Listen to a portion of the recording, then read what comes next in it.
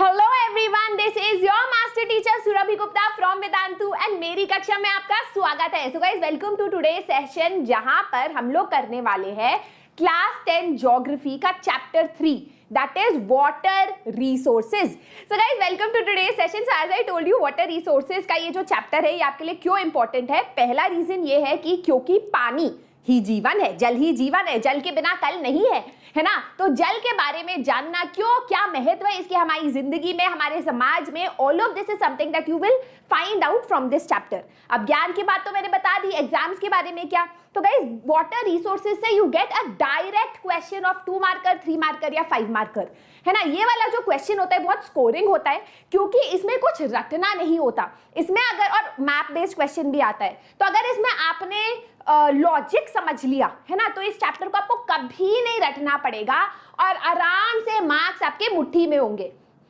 ठीक है ma'am, syllabus कब तक खत्म होगा guys? My aim is by September end, mid October हम खत्म कर देंगे। हाँ बेटा, लॉजिकल है। क्यों, आपको क्या लगता है लॉजिकल नहीं है ये चैप्टर? हाँ चलो, आज हम लोग चैप्टर का एक पार्ट करने वाले हैं। जल्दी से, अगर आपने अभी तक वीडियो को थम्स अप नहीं दिया है, थम्स अप दे दो प्लीज। इतनी मेहनत की, मैंने एक्स्ट्रा मेहनत भी की जो आपको दिखी नहीं थी। And do not forget to subscribe to the channel अगर आपने अभी तक सब्सक्राइब नहीं किया, so that you do not miss on any of our live videos. तो guys, as I told you, water resources is a very important chapter. Resources क्या होते हैं? रिसोर्सेज संसाधन होते हैं, वो चीजें होते हैं जो ह्यूमन नीड को, ह्यूमन डिजायर को सेटिस्फाई करती है। आपने पढ़ा था, resources are those substances that satisfies human need. They are economically feasible, culturally acceptable and technologically accessible, है ना। ये सब टर्म्स, अगर ये सब चीजें जो है वाटर के लिए भी अप्लाई करती है। वाटर हमारी नीड सेटिस्फाई करता है, पानी के बिना हम रह नहीं सकते हैं। कुछ बच्चे कहेंगे नहीं मैम, मैं रह सकता हूँ सिर्फ नींबू पानी, शब्द नहीं है मेरे पास आपके लिए, ठीक है।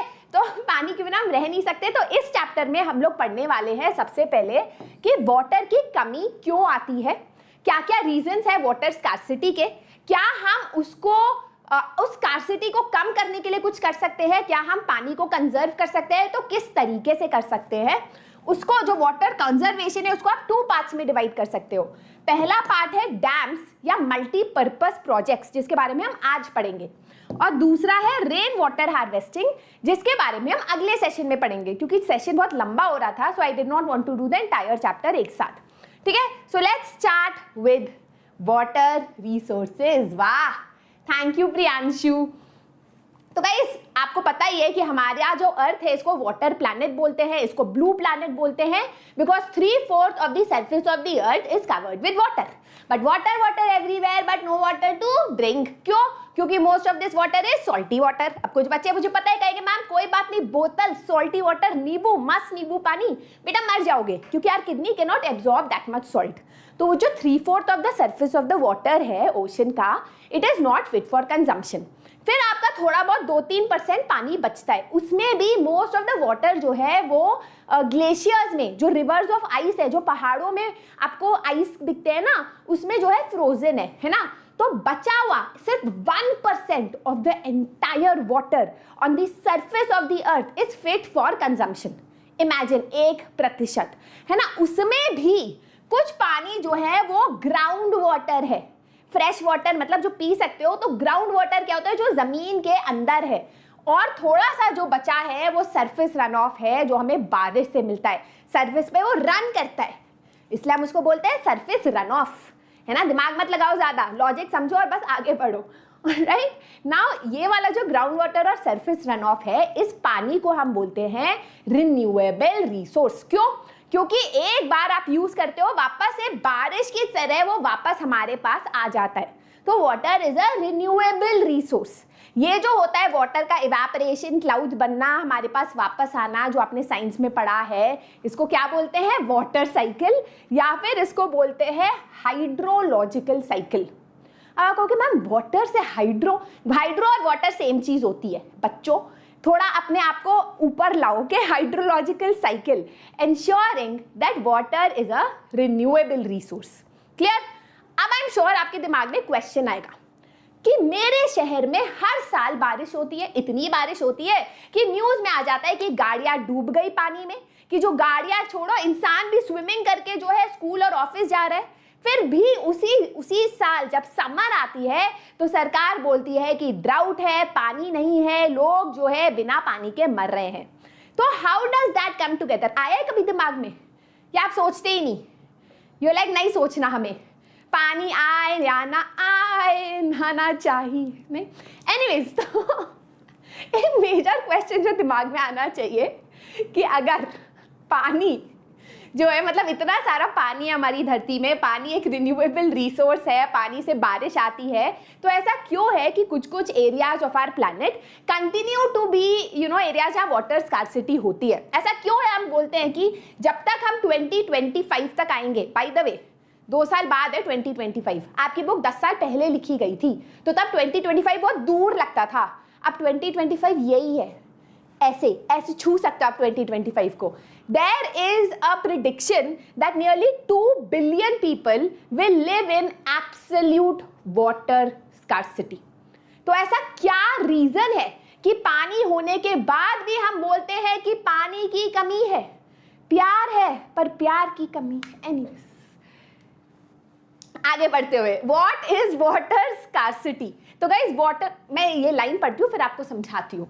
The availability of water resources varies over space and time, mainly due to the variation of seasonal and annual precipitation. मतलब कुछ जगह ज्यादा बारिश होती है तो वहां पर पानी ज्यादा है, कुछ जगह बारिश कम होती है, जैसे राजस्थान जाओगे तो बारिश कम होगी, तो जाहिर सी बात है कि वहां पर पानी की कमी होगी, है ना। ये तो आपका एक साइंटिफिक चीज हुई, राइट। उसके अलावा वाटर स्कार्सिटी इसीलिए भी होती है क्योंकि ओवर एक्सप्लॉइटेशन होता है पानी का। पानी इतना सा, एक मग्गा पानी, उस एक मग्गे पानी से आपको नहाना भी है, आपको कपड़े भी धोने हैं, आपको इंडस्ट्रीज भी चलानी है, आपको खाना भी बनाना है, एग्रीकल्चर भी करना है, तो बहुत ज़्यादा ओवर एक्सप्लॉइटेशन हो जाता है पानी का, जिससे पानी की कमी होने लगती है। Excessive use of water and unequal access to water among different social groups.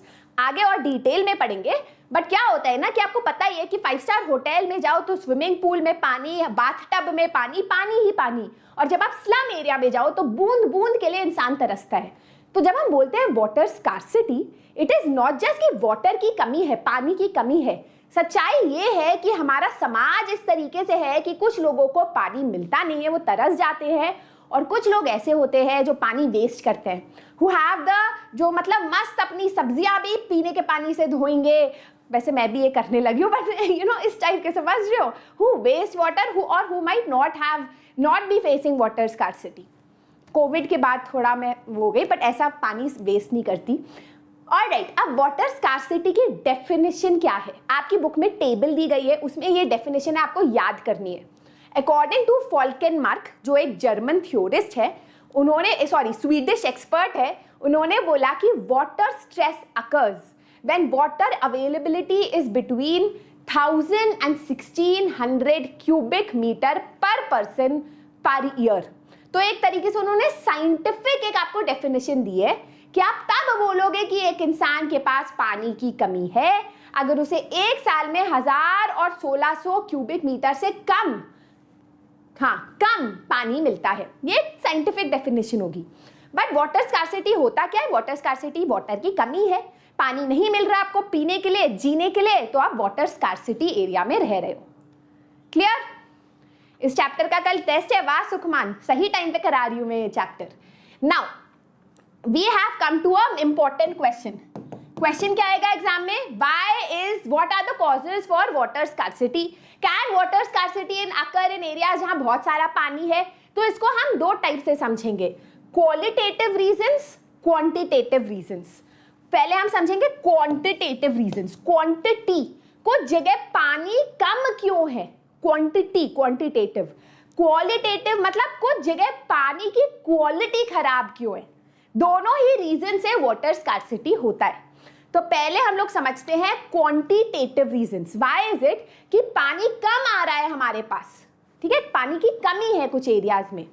पहला रीजन है क्योंकि पॉपुलेशन बढ़ रही है ना, मतलब मस्त लोग बच्चे पैदा कर रहे हैं right and left, right. India तो सबसे पॉपुलस कंट्री अभी दुनिया में, बट पूरी दुनिया की भी पॉपुलेशन काफी बढ़ रही है। अब पॉपुलेशन बढ़ती है तो पानी भी पिएंगे, वो पॉपुलेशन शराब पी के तो नहीं बड़े होंगे ना, तो पानी भी पिएंगे, राइट। तो obviously the demand for more water has increased. अच्छा, उसके अलावा खाना भी खाएंगे लोग। अब जो खाना उगता है, इरिगेशन है, उसके लिए भी पानी की जरूरत होती है, राइट। तो पानी उसमें भी यूज हो रहा है। तो इम्पैक्ट क्या है, बिकॉज ज्यादा फूड ग्रेन प्रोडक्शन भी हो रहा है फॉर ग्रोइंग पॉपुलेशन, तो जो ग्राउंड वाटर है आपका वो ज्यादा से ज्यादा एग्रीकल्चर में यूज हो रहा है। आपको पता ही आजकल फार्मर्स के पास खुद के हैंड पंप्स होने लगे हैं, है ना। It is affecting water availability and food security of the people. ये फूड सिक्योरिटी क्या चीज होती है, अगर पानी की आज कमी होती है तो खाना भी नहीं उग सकता, खाना नहीं उगेगा तो हम फूड सिक्योर नहीं होंगे, फूड स्कार्सिटी होने लगेगी।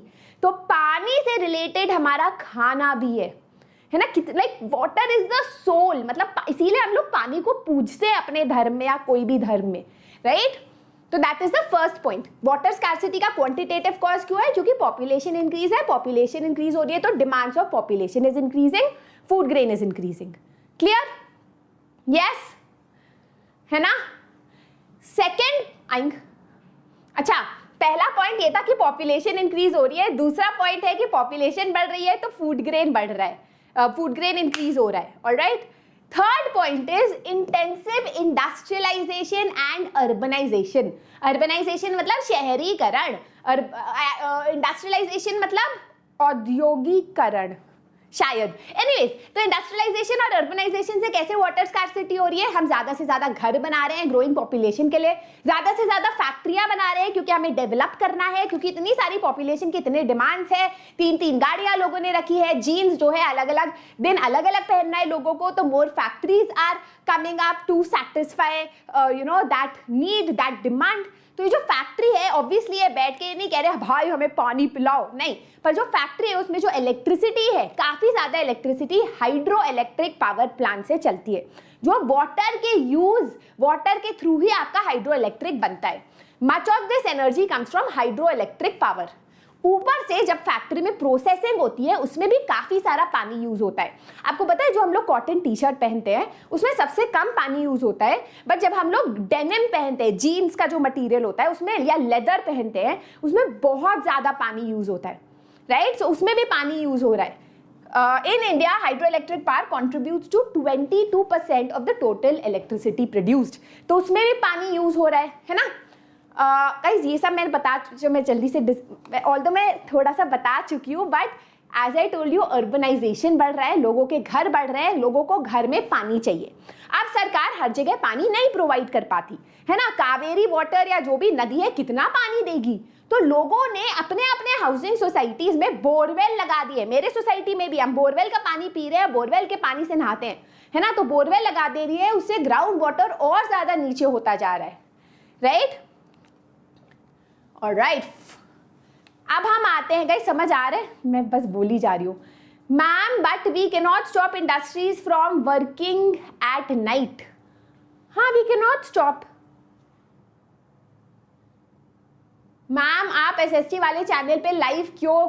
बेटा वो सिर्फ वाईटी शॉर्ट्स के लिए। चलो आगे बढ़ते हैं, मैं देखना चाह रही थी आप लोग सुन भी रहे हो मेरी बात। अब हम आते हैं क्वालिटेटिव रीजन पे।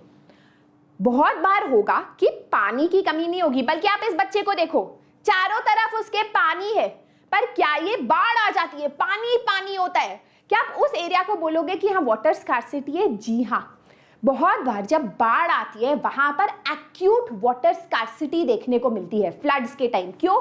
क्योंकि जो पानी है वो कंटैमिनेटेड है, वो गंदा है, वो पीने के लायक नहीं है। तो उसको हम बोलते हैं qualitative reason for water scarcity. पानी बहुत है, क्वांटिटी में कमी नहीं है, बट क्वालिटी में कमी है। ऐसा क्यों होता है? तो गाइज इट इज पॉपुलेटेड। तो क्या होता है ना कि आजकल हमारी जो फैक्ट्री है, इंडस्ट्री है, वो सारा अपना कूड़ा नदियों में फेंक देती है बिना उसको ट्रीट करे, और वही नदी का पानी अब हमारे घर में आता है। बहुत बार बारिश अच्छी होती है, बहुत आप कहते हो यार आज इस बार तो समर में मस्त पानी मिलेगा, बट वो जो बारिश का पानी है वो हमारे गंदे जमीनों पे अंदर जो ग्राउंड वाटर में कूड़ा है उसमें मिक्स होके कंटैमिनेट हो जाता है। जो हमारे एग्रीकल्चर में हम लोग पेस्टिसाइड्स, फर्टिलाइजर्स ये सब यूज करते हैं, केमिकल्स यूज करते हैं, ये हमारे ग्राउंड वाटर में जाके हमारे पानी को कंटामिनेट कर देती है। तो ये क्वालिटेटिव रीजंस हुए कि पानी तो है बट क्वालिटी ऑफ पानी जो है खराब है। Clear? Exactly.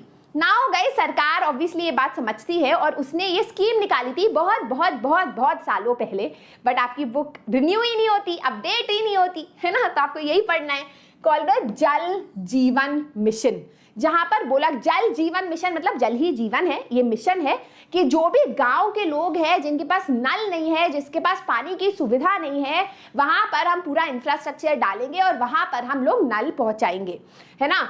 Assured supply of portable piped water, portable मतलब जिसको आप आराम से अपने घर तक नल आता है अपने मग्गे वग्गे में डाल सकते हो, at a service level of 55 litre per capita per day regularly on long term basis. तो इतना पानी तो लोगों को इंश्योर सरकार ने किया है under this scheme.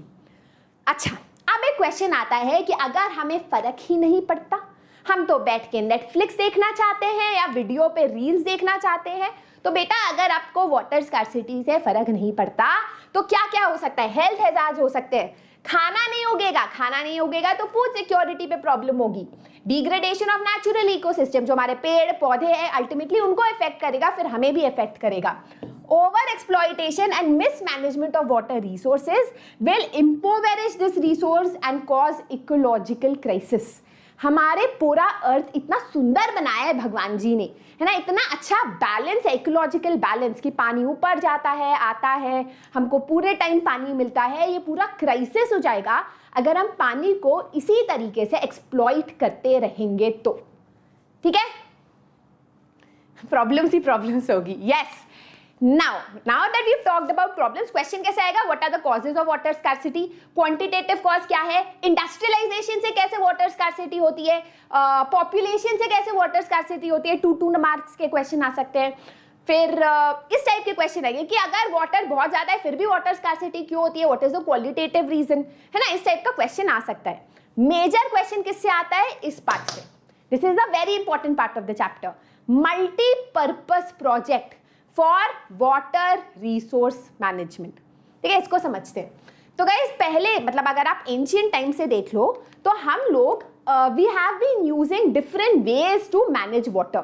For example, we have built dams of stone rubble मतलब नदी जा रही है, हमने यहाँ बहुत सारे पत्थर रख दिए, एंशिएंट टाइम्स की बात हो रही है ना, पत्थर रख दिए तो यहाँ इसके पीछे थोड़ा पानी जो है कलेक्ट होने लगा, फिर उस पानी को जो है लोग अपने वेल बना लेते थे, कुआं बना लेते थे, कैनाल्स बना लेते थे, है ना, और अपने फील्ड तक वो पानी ले जाते थे। तो इस तरीके से हम एंशिएंट टाइम से करते आ रहे हैं।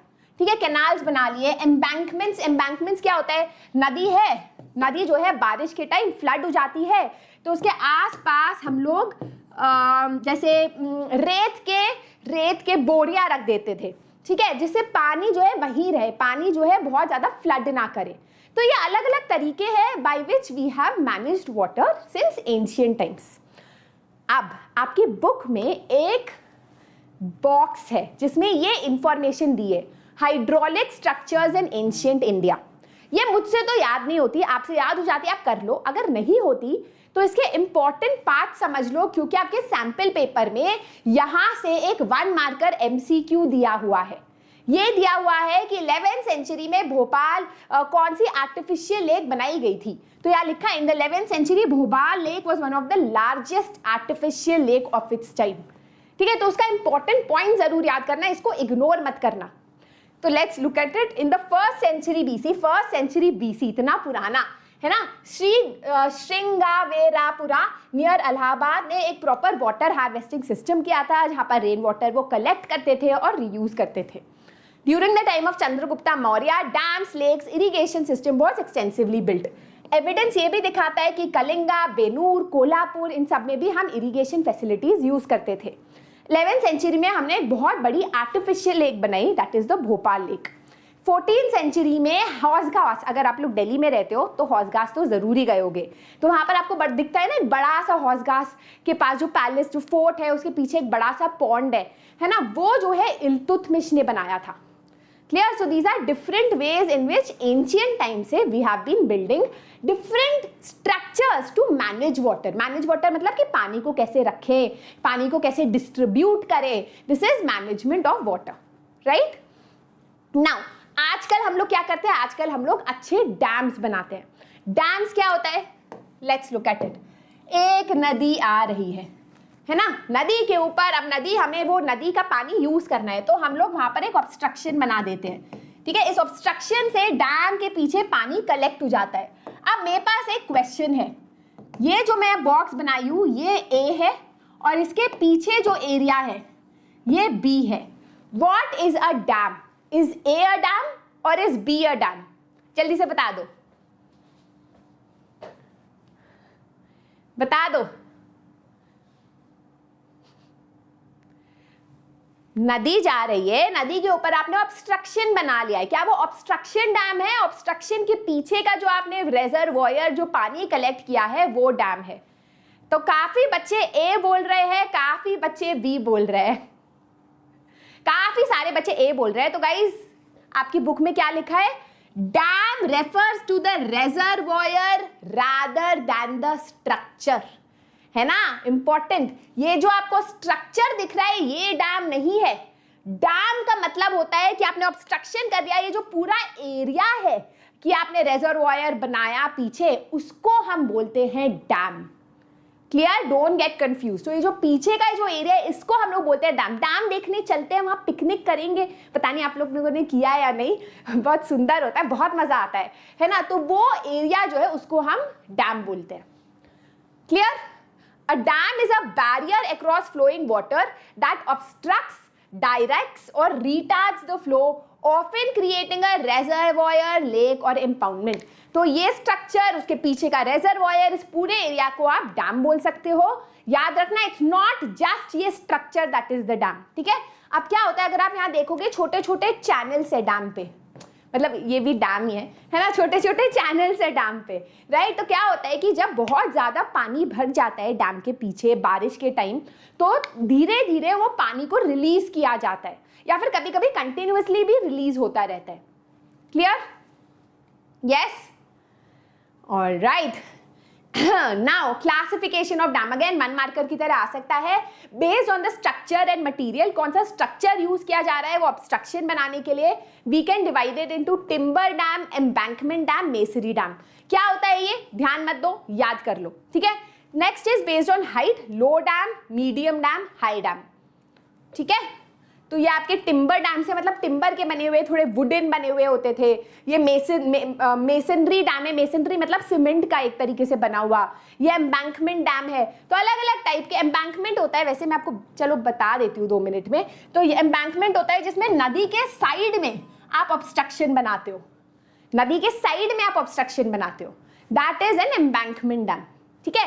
फिर आपका लो डैम हो गया, मीडियम डैम हो गया, हाई डैम हो गया, हाइट के हिसाब से। मतलब समझना था तो समझा भी दिया, राइट। अब क्वेश्चन आता है, why are dams called multipurpose project? Multipurpose मतलब जिसके बहुत सारे पर्पस, जो बहुत सारे पर्पस सर्व करता है।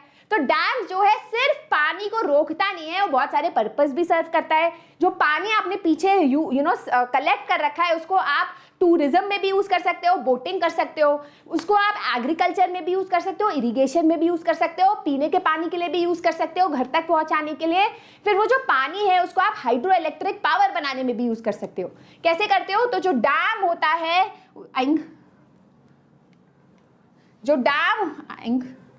अच्छा, जो डैम होता है वो, अरे यार, डैम होता है उससे पानी नीचे आता है, तो ये जो टरबाइन होती है, आपको पता ही होगा साइंस में पढ़ाई कि टरबाइन मूव करती है, जो मैकेनिकल एनर्जी है that is then converted into electricity. तो इस तरीके से हाइड्रो इलेक्ट्रिक इलेक्ट्रिसिटी बनाने के लिए भी यूज किया जाता है। Water supply, irrigation, flood control क्या है? तो क्या होता है कि जब बहुत ज्यादा बारिश होती है, तो as I told you embankment dams है ना, एम्बैंकमेंट डैम्स की बहुत बारिश होती है, पानी आसपास के जो घर है, आसपास की फैक्ट्री है, उसको तबाह कर सकती है।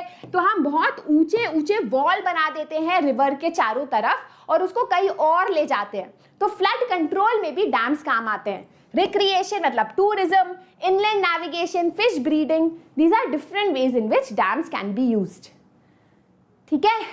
ऑलराइट, नाउ गाइज ये इंपॉर्टेंट है क्योंकि आपके एग्जाम में कैसे क्वेश्चन आएगा, which is the dam that is used both for hydro electric power and irrigation. तो आंसर होगा सतलज बियास रिवर पे भाखरा नंगल डैम। वैसे ही क्वेश्चन आएगा कि वो कौन सा डैम है which is used for flood control and water conservation. तो आंसर है Hirakud project in Mahanadi basin. देखो तो इस टाइप से क्वेश्चन आ सकता है, तो make sure you don't ignore these things. Right ma'am, dam में इलेक्ट्रिसिटी कैसे बनती है? पानी बेटा अभी तो बताया, पानी से आप ऐसे मूव करते हो टरबाइन को, फिर वो मैकेनिकल एनर्जी जो है उसको कन्वर्ट करते हैं, because as you know conservation of energy. Physics मत पूछो मुझसे। अच्छा एनीवेज, तो डैम्स इतने मल्टीपर्पज है कि जवाहरलाल नेहरू जो हमारे पहले प्रधानमंत्री थे, उन्होंने बोला था कि dams are the temples of modern India. KBC में पूछा गया पहला सवाल, who said dams are temples of modern India? Jawaharlal Nehru ji. क्यों? उन्होंने बोला कि जब ब्रिटिशर्स हमें छोड़ के गए तो हमारा most of the country 80% of the population was dependent upon agriculture, and ये जो फार्मर्स थे बहुत गरीब थे, इन पे इरिगेशन फैसिलिटीज नहीं थी। तो डैम की वजह से वहां तक हम इरिगेशन फैसिलिटी पहुंचा सकते हैं। जो इंडियन पीपल है वो उनकी आमदनी बढ़ेगी, उनकी जिंदगी अच्छी होगी। It will allow us to overcome the handicap of the colonial past, कि जो ब्रिटिशर्स ने हमारे ऊपर इतना जो तबाही मचाई है उससे हम ओवरकम कर पाएंगे। अच्छा ऑब्वियसली डैम से हाइड्रो इलेक्ट्रिसिटी भी बनेगी जो इंडस्ट्रीज तक पहुंचेगी, और इंडस्ट्रीज और फैक्ट्रीज के होने की वजह से भी इंडिया डेवलप करेगा, प्रोग्रेस की तरफ जाएगा, ग्रोथ ऑफ इंडियन इकोनॉमी होगी। राइट, तो एक 1-2 मार्कर आ सकता है कि who said that dams are the temples of modern India, justify. तो आप ये 2 लाइन लिख लो और आपका काम खत्म।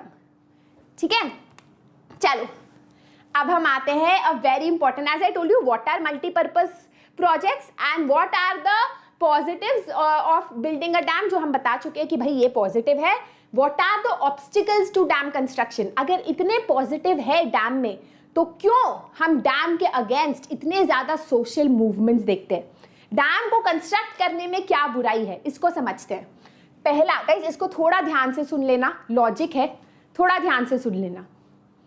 गाइस अगर स्क्रीन क्लियर नहीं है तो वहां पर क्वालिटी का आपको ऑप्शन मिलता है, उसको 1080 पे कर दो। ठीक है, चलो। Regulating and damming of reverse affect there natural flow, causing poor sediment flow, excessive sedimentation and poorer habitat for reverse aquatic life. मतलब मैंने पूछा एक नदी से, बल खाती चलती कहाँ पर ये नदी, बल खाते हुए नहीं चल पाती क्योंकि इसके ऊपर हम बना देते हैं डैम, है ना।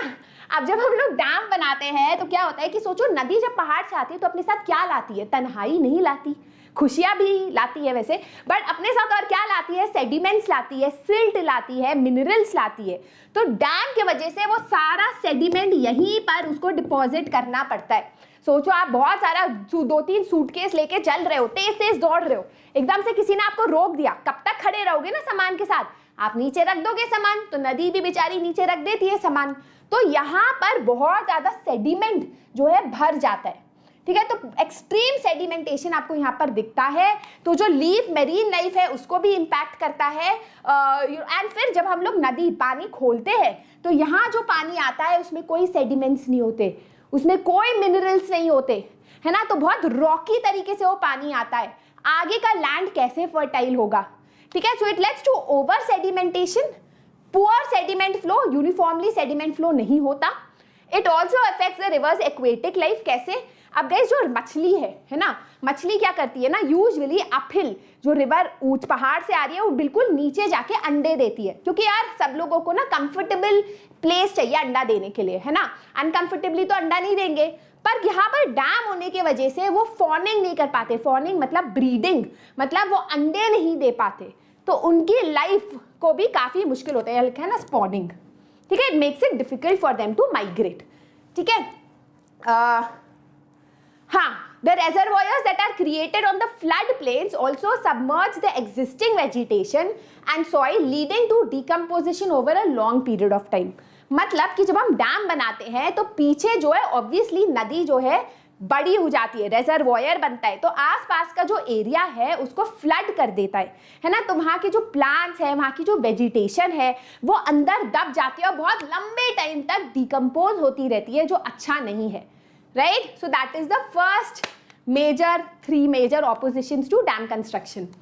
चौथा है कि बहुत ज्यादा डैम बनाने के वजह से आसपास का एरिया फ्लड होता है, जंगल जो है वो फ्लड होते हैं, तो वहां जो ट्राइबल एरिया के लोग हैं वो डिस्प्लेस हो जाते हैं, लोकल कम्युनिटीज के पीपल गेट डिस्प्लेस्ड, उनको they give up there land, their livelihood. बेचारे शहर में जाके, ऐसा तो है नहीं गूगल और फेसबुक कह रहे हैं भाई आओ हमारे कंपनी में काम करो, ना उन पे एजुकेशन, ना उनको पता कि शहर में रहना कैसे है, तो वो अपना पूरा जो है लाइवलीहुड, पूरी अपनी जिंदगी जैसे वो जानते हैं उसको छोड़ के शहर जाते हैं just because we, you and I think that dams are good for development. तो दे पे द प्राइस फॉर डेवलपमेंट। ये आपने इकोनॉमिक्स में भी पढ़ा था। हमारे हिसाब से डैम्स अच्छा है, हमें इलेक्ट्रिसिटी मिलती है, पानी मिलता है। ट्राइबल्स के लिए डेवलपमेंटल गोल नहीं होता डैम का बनना, क्योंकि दे लूज देयर लाइवलीहुड। तो काफी सारे सोशल मूवमेंट्स भी इसके ऊपर चले हैं, जैसे नर्मदा बचाओ आंदोलन, है ना। चौथा है वेरी इंपॉर्टेंट, प्लीज इसको वेरी इंपॉर्टेंट समझ लो क्योंकि ये नया कॉन्सेप्ट है आपके लिए, ठीक है। डैम्स बनाने के बाद इरिगेशन फैसिलिटीज बढ़ गई है। ये पॉजिटिव में हमने पढ़ा था कि पहले जो फार्मर्स है बारिश के ऊपर डिपेंड करते थे खेती करने के लिए, अब उनके पास पानी आने लगा, वो इरिगेशन करने लगे, खेती बाड़ी उन्होंने बढ़ा दी।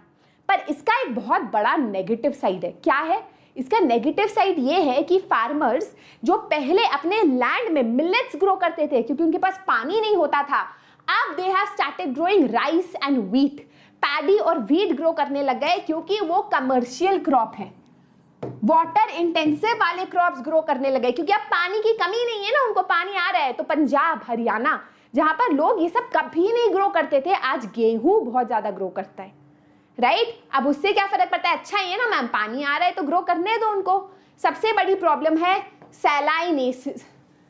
Salinity of water, that is जब आप सैलिनिटी ऑफ सॉइल, जब बहुत ज्यादा पानी आप मिट्टी में डालते हो तो पानी एसिडिक हो जाती है, सॉइल क्या बोल रही हूँ, सॉइल एसिडिक हो जाती है ना। The acidic content of the soil increases और उसकी फर्टिलिटी हमेशा के लिए खत्म हो जाती है। एंड आजकल जो फार्मर्स है, जो पंजाब के फार्मर्स है, वो यही फेस कर रहे हैं कि their soil is getting ruined. दूसरा मेजर प्रॉब्लम, ये जो पूरा इरिगेशन का सिस्टम है ना, it has transformed the social landscape. Social landscape मतलब पहले क्या है, सारे फार्मर्स थे, मॉनसून आता था सबका उद्धार होता था, मॉनसून नहीं आता था किसी का उद्धार नहीं होता था। बट अब वो फार्मर्स जिनको इरिगेशन फैसिलिटी सरकार से मिली है वो तो अमीर बन गए। पंजाब हरियाणा के फार्मर्स बहुत अमीर हो गए है ना, बहुत एकड़ लैंड है उनपे। बट कुछ लोग जिनके पास इरिगेशन फैसिलिटी नहीं आई, जैसे बिहार और यूपी के फार्मर्स, वो पिछड़े रह गए। या एक ही स्टेट में हम देखते हैं कि जिनके पास लैंड है, इरिगेशन फैसिलिटी है, वो अमीर हो गए, बट जो लैंडलेस लेबरर हैं वो गरीब के गरीब रह गए।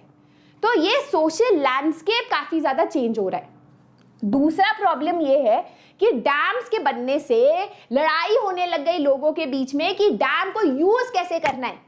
फॉर एग्जाम्पल, बीच में ऐसा हुआ था कि ड्राउट हो गया था, पानी नहीं था। अब हाइड्रो इलेक्ट्रिक पावर जो बन रही थी, या तो वो फार्मर्स तक पहुंचाई जा सकती थी, जो पानी था या तो वो फार्मर्स तक पहुंचाया जा सकता था, या फिर जो शहर में रह रहे हैं उन लोगों तक।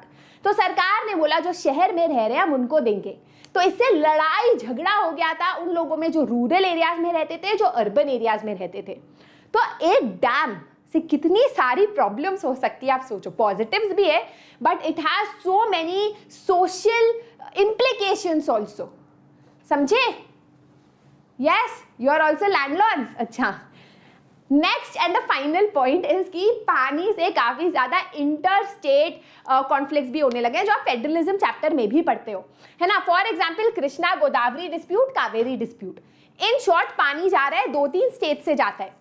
अब आप सोचो कि यहाँ पर कृष्णा गोदावरी अपना रिवर जा रहा है, महाराष्ट्र ने भी डैम बना लिया है, कर्नाटका ने भी डैम बना लिया है, उन्होंने पानी रिलीज करने से मना कर दिया, तो आगे वाला स्टेट कहेगा कि यार हमें भी तो पानी चाहिए, है ना। अच्छा, I can tell you a very good story of this in the Kaveri dispute because I live in Karnataka.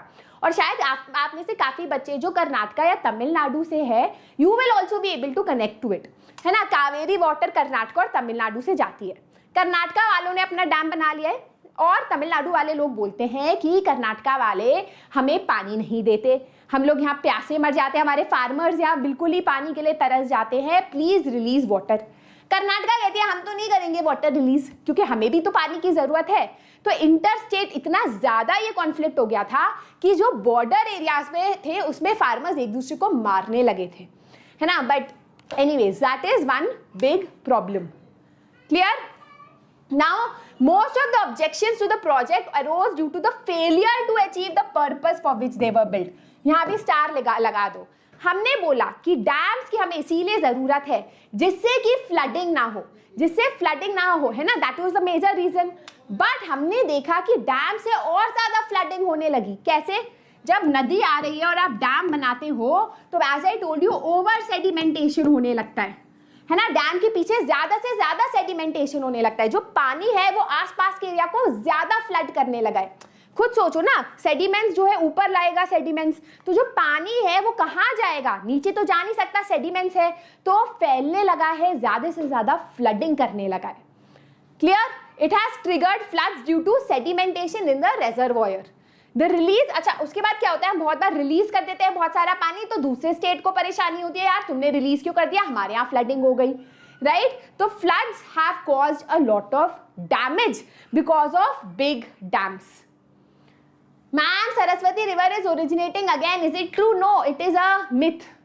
Saraswati river itself का ज्योग्राफिकल प्रूफ थोड़ा सा डाइसी है, ठीक है। चलो एनीवेज, सेडिमेंटेशन वाज आल्सो, अच्छा तो एज आई टोल्ड यू कि इस पुअर सेडिमेंटेशन के वजह से बाकी एरियाज को सिल्ट नहीं मिलता, बाकी एरियाज जब डैम खुलता है तो मिनरल्स नहीं मिलता, ये भी प्रॉब्लम है। अच्छा ये भी देखा है कि दैट डैम्स इंड्यूस अर्थक्वेक है, ये कैसे हुआ? तो जब डैम होता है और ओवर सेडिमेंटेशन होता है तो लैंड की क्वालिटी खराब होती है ना। तो उससे जब अर्थक्वेक आता है, मतलब व्हेन अर्थक्वेक कम्स, तो बहुत ज्यादा इंपैक्टफुल आता है, बहुत ज्यादा प्रॉपर्टी को डैमेज करता है। So that is one major problem of dams.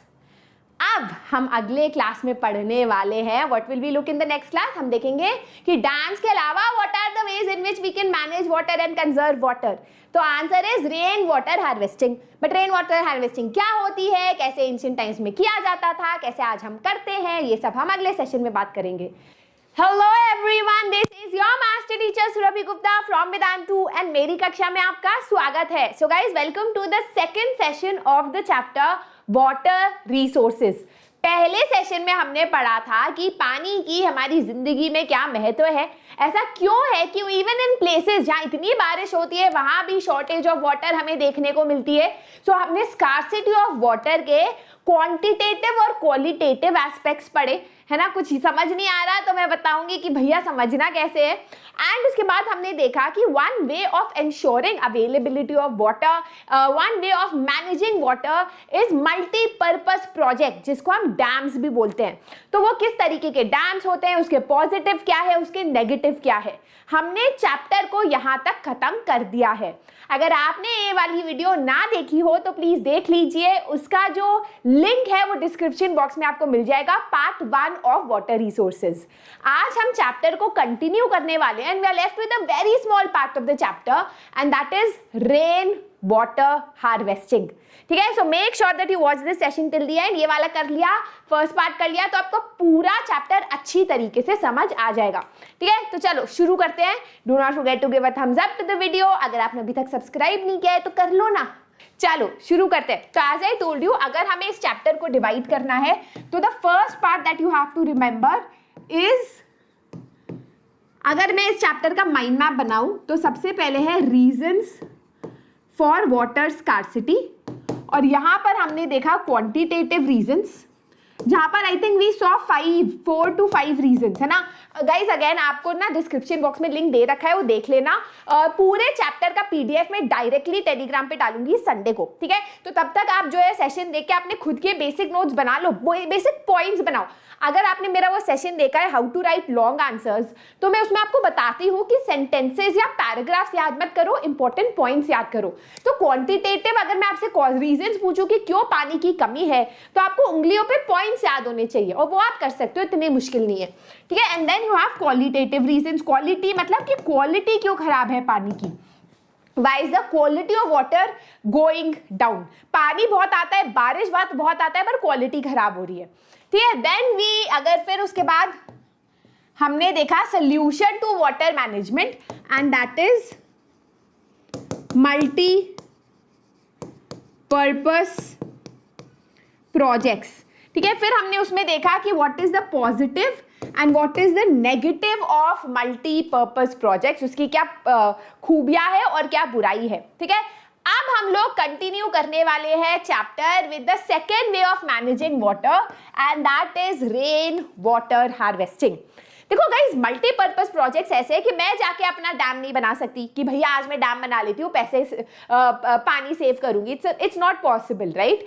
तो ऐसा हम क्या कर सकते हैं एट एन इंडिविजुअल लेवल, जिससे वाटर कंजर्व भी हो, है ना, फ्यूचर के लिए भी, प्रेजेंट के लिए भी, और हम वाटर को मैनेज कर पाए। तो one very good way to do that is your rain water harvesting. It is a way to conserve water that is socio-economically and environmentally beneficial. Environmentally क्यों? क्योंकि यहाँ वैसे कोई प्रॉब्लम नहीं है, सेडिमेंटेशन की प्रॉब्लम, रॉकियर स्ट्रीम्स की प्रॉब्लम, मरीन लाइफ को डिस्ट्रॉय करने वाली प्रॉब्लम, ये कोई प्रॉब्लम नहीं है यहाँ पर, है ना। एंड सोशियो इकोनॉमिकली समाज के लिए अच्छा है, बहुत ज्यादा लो कॉस्ट है, कम पैसों में आप इतनी अच्छी चीज कर रहे हो, that is your rain water harvesting. बच्चों याद रखो कि ना अल्टीमेटली जिंदगी में कुछ करने के लिए आपको बहुत बड़ा चीज करने की जरूरत नहीं है, छोटी छोटी चीजें मैटर करती है, ठीक है। तो वैसे ही इट इज नॉट इंपॉर्टेंट कि सरकार ही सब कुछ करे, डैम बनाए, ये करे वो करे, उसमें प्रॉब्लम्स है, रो बैठो, नहीं। रेन वाटर हार्वेस्टिंग एक सिस्टम, एक सिंपल चीज है जो आई थिंक हर सोसाइटी को करना चाहिए हमारे देश में, ठीक है। चलो शुरू करते हैं। एंशियंट टाइम्स में हमारे पास भी डैम्स हुआ करते थे, सोफिस्टिकेटेड हाइड्रोलिक स्ट्रक्चर, मतलब डैम होते थे, बट हम लोग भी रेन वाटर हार्वेस्टिंग सिस्टम्स बहुत पहले से यूज करते आ रहे हैं। उस टाइम पे लोगों को काफी ज्यादा नॉलेज थी कि बारिश कितनी होती है, कब होती है, सॉइल किस तरीके की है, कैसे हम वाटर को कंजर्व कर सकते हैं, कैसे उस वाटर जो कंजर्व है उसको प्योरीफाई करके उसको अपने एवरीडे नीड्स में यूज कर सकते हैं। तो वो जो एंशिएंट टाइम से चलती आ रही है रीत, वो आज भी कुछ घरों में देखी जाती है, कुछ एरियाज में इंडिया के देखी जाती है, and we can continue expanding these methods of water harvesting. अब क्वेश्चन कैसे आता है एग्जाम में? इन सब पे नहीं आता, क्वेश्चन सीधा आता है what are the different ways of conserving water, या क्वेश्चन आ सकता है कि rain water harvesting methods in different parts of the country किस तरीके से इंप्लीमेंट हुए हैं, है ना। अलग अलग टाइप से क्वेश्चन आ सकता है। 5 मार्कर क्वेश्चन है ये, वेरी गुड क्वेश्चन, या 3 मार्कर भी आ सकता है। So it's very good to remember all the 5 points, ठीक है। लॉजिक समझो तो याद हो जाएगा।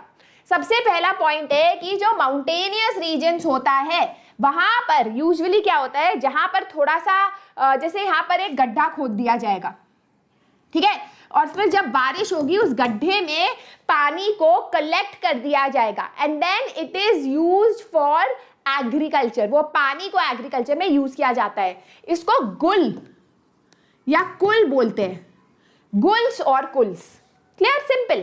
पहाड़ों में, in hill and mountainous regions, people build diversion channels like guls और कुल्स। इस तरीके से गड्ढा खोद दिया जाता है और फिर वो पानी एग्रीकल्चर के लिए यूज किया जाता है।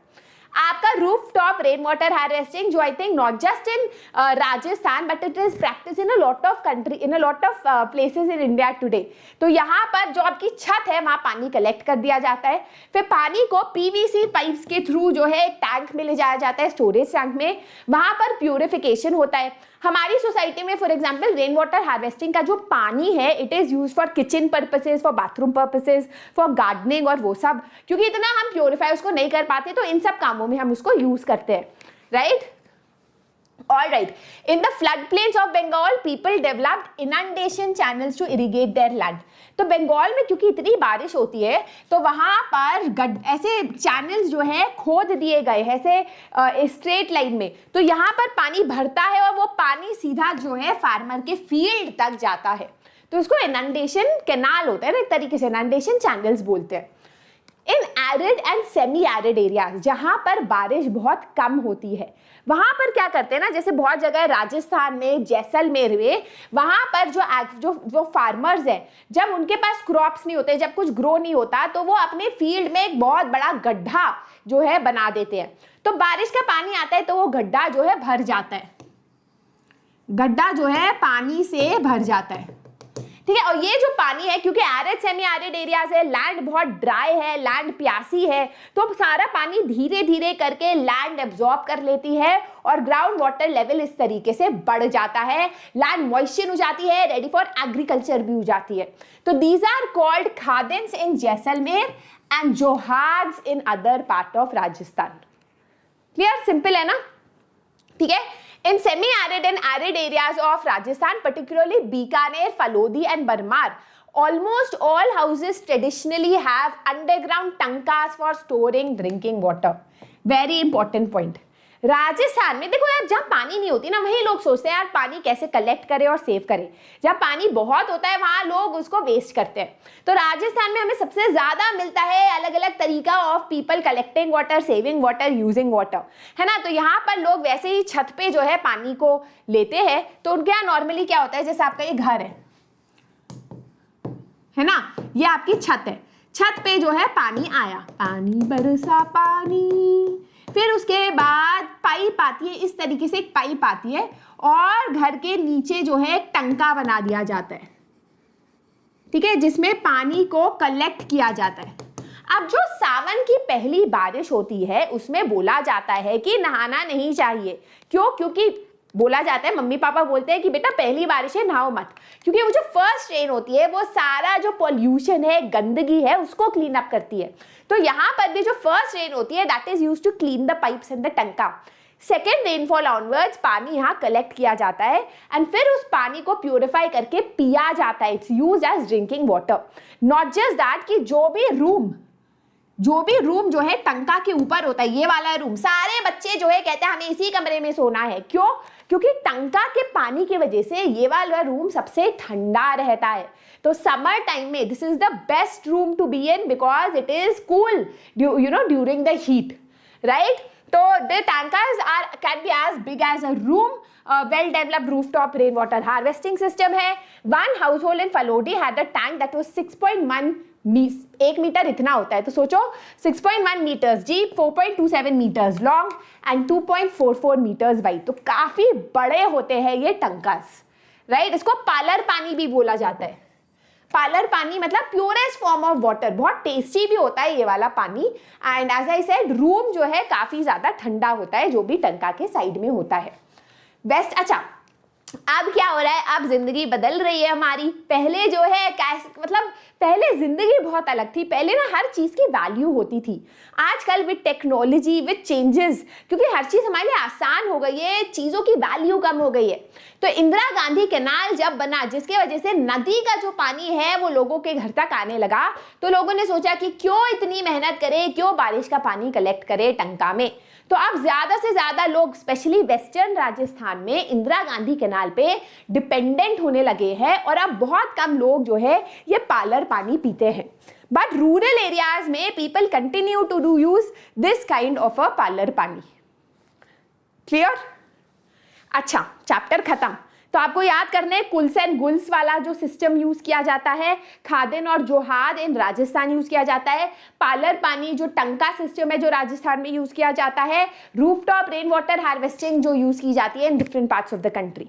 बस 4 पॉइंट्स है, आराम से लिख लो, ठीक है। अब हम आते हैं कि ऐसे एक आपको एग्जाम्पल बता रखा है कि Gendathur, remote backward village in Mysore Karnataka, वहां पर विलेजर्स को क्योंकि पानी की कमी दिखाई दी तो उन्होंने रेन वाटर हार्वेस्टिंग सिस्टम 200 घरों में बनाया, ठीक है। और वहां पर पानी प्रेसिपिटेशन आता था 1000 mn का और 80% of that rain water used to be collected in an efficient manner. आज जो है रेन वाटर हार्वेस्टिंग के वजह से 1 lakh litre water every year they have to use for their daily needs। तो ये सब भी तो सक्सेस स्टोरीज है, तो खुशी देती है कि भाई दुनिया में अभी भी होप है ना। फिर थार डेजर्ट में भी दिखा रखा है कि कैसे जो है छत पे पानी को कलेक्ट करके एक पाइप होती है और पाइप को जो है मतलब टंका तक ले जाते हैं और टंका में वाटर को कलेक्ट किया जाता है. Alright, now this can come as a one marker. Which state was the first state that made rainwater harvesting compulsory? अगर आप नहीं करोगे अपने घर में तो आपके अगेंस्ट लीगल एक्शन लिया जा सकता है. तो इट वॉज तमिलनाडु. अगर आप वहां पर अब रेन वाटर हार्वेस्टिंग नहीं करते अपने घर में तो you will be a defaulter, है ना, आप जो हो लॉ को तोड़ रहे हो. Clear? One marker very important. Another one marker, ये वाला पार्ट ध्यान से सुनना और अगर आपकी बुक खुली हुई है तो वहां पर प्लीज लिख भी लेना जो मैं अभी बोलने वाली हूं. शिलोंग एक जो है स्टेट, शिलोंग में रेन वाटर हार्वेस्टिंग काफी ज्यादा कॉमन है. अब मैं आपको एक इंटरेस्टिंग सी बात बताती हूं. शिलोंग में 2 एरियाज हैं, एक है मौसिनराम और एक है चेरापूंजी. मौसिनराम और चेरापूंजी दोनों में ही सबसे ज्यादा इंडिया की बारिश होती है, लेकिन 55 किलोमीटर दूर शिलोंग की बात करें तो यहां पर काफी ज्यादा एक्यूट शॉर्टेज ऑफ वाटर है. सॉरी, स्टेट मेघालय है, I am so sorry, state Meghalaya है. तो सबसे ज्यादा एक्यूट शॉर्टेज ऑफ वाटर है. ऐसा क्यों है? तो बुक में नहीं लिखा पर मैं आपको बता देती हूँ कि यहाँ पर कुछ हिल्स है कॉल्ड द खासी हिल्स. ठीक है, जब मॉनसून विंड्स आती है तो हिल से टकरा के मौसिनराम और चेरापूंजी में बारिश दे देती है, पर जब तक वो रेन शैडो एरिया में जाती है, जब तक वो उस साइड जाती है पहाड़ों के जहां शिलोंग है, तब तक बादलों में बारिश का पानी खत्म हो जाता है. इसीलिए वहां dry acute shortage of water रहता है. इसीलिए जो बारिश होती है वहां के लोग रेन वाटर हार्वेस्टिंग के थ्रू अपने नीड्स को पूरा करते हैं. And that is how You finish the chapter, my बच्चास. तो गाइज एक और चैप्टर क्लास 10 का खत्म होता है. इसके एनसीईआरटी क्वेश्चन संडे को हम लोग करेंगे साथ में मिलकर. एंड स्प्रिंट सीरीज में तो ये चैप्टर हम करेंगे ही करेंगे with extra important PYQs and questions. ठीक है, आज का होमवर्क देख लेते हैं, जल्दी से देख लो. The divergent channel seen in the western Himalayas are called. Agricultural fields which are used as rainfed storage structure are called. In western Rajasthan today plenty of water is available due to. So these are your 3 homework questions. Answers जो है comment section में डाल देना. Session अच्छा लगा तो thumbs up, share, subscribe कर दो ना. And guys, you can also follow me on my Instagram ID surabhi_nerdalert. मेरा Telegram ID भी है Social Studies with Surabhi which you can join. Vedantu का Telegram ID जो है डिस्क्रिप्शन बॉक्स में है, राइट? सारा इन्फॉर्मेशन आपको डिस्क्रिप्शन बॉक्स में मिलेगा. Make sure that you keep on looking at it. So that's it. This is your maths teacher Surabhi signing out. Love you. Bye bye.